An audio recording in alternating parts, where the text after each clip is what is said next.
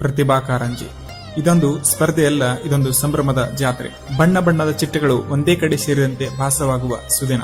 ಭಾರತ ಭವಿಷ್ಯವನ್ನು ರೂಪಿಸುವ ಈ ಪುಟಾಣಿ ಭಾರತ ರತ್ನಗಳ ಉತ್ಸಾಹ ನೋಡಿದರೆ ಮೋಡದ ಮರೆಯಿಂದ ಹೊರಬಂದು ಜಗತ್ತಿಗೆ ಬೆಳಕು ನೀಡಲು ಕಾಯುತ್ತಿರುವ ಬಾಲರವಿಯ ತೇಜಸ್ಸು ನೆನಪಾಗುತ್ತದೆ. ಆಶುಭಾಷಣದ ಚತುರತೆ, ಕಂಠಪಟದ ಏಕಾಗ್ರತೆ, ಕುಣಿತದ ಲಯ, ಮಣ್ಣಿನ ಕಲೆ, ಕೊಂಚದಲ್ಲಿ ಹರಡಿದ ವರ್ಣಲೋಕ, ರಂಗವಲ್ಲಿಯ ಚಿತ್ತಾರ, ಪದ್ಯವಾಚನದ ಇಂಪು, ಛದ್ಮವೇಷದ ಕೌತುಕ, ಜಾನಪದ ನೃತ್ಯದ ಮಣ್ಣಿನ ಸೊಗಡು. ಅಬ್ಬಬ್ಬಾ, ಈ ಮಕ್ಕಳಲ್ಲಿ ಅಡಗಿರುವ ಶಕ್ತಿ ನೋಡಿ ಬೆರಗಾದವರಿಲ್ಲ. ಇವರು ಕೇವಲ ಮಕ್ಕಳಲ್ಲ, ನಾಳೆ ಭಾರತವನ್ನು ಕಟ್ಟುವ ಅಮೂಲ್ಯ ರತ್ನಗಳು. ಇಲ್ಲಿ ಗೆದ್ದವರು ಬೀಗಬೇಕಿಲ್ಲ, ಸೋತವರು ಕೂಗಬೇಕಿಲ್ಲ. ಏಕೆಂದರೆ ಸೋಲು ಗೆಲುವು ಎಂಬುದು ಆಟದ ನಿಯಮಗಳೇ ಹೊರತು ಪ್ರತಿಭೆಯ ಮಾನದಂಡವಲ್ಲ.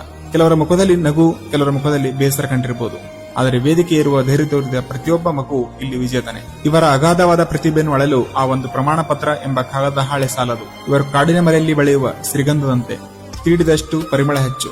ಇಂದಲ್ಲ ನಾಳೆ ಇವರ ಕೀರ್ತಿಯ ಸುಗಂಧ ದಿಕ್ಕುಗಳಿಗೂ ಹರಡುವುದು ಖಂಡಿತ. ಅಲ್ಲಿವರೆಗೂ ತೋಟಗಾರನಂತೆ ತಾಳ್ಮೆಯಿಂದ ನೀರೆರೆದು ಪೋಷಿಸುವುದಷ್ಟೇ ನಮ್ಮ ಕಾಯಕ. ಈ ಪುಟಾಣಿ ಪ್ರತಿಭೆಗಳಿಗೆ ನಿಮಗೊಂದು ಹರಕೆ ಇರಲಿ. ಧನ್ಯವಾದಗಳು.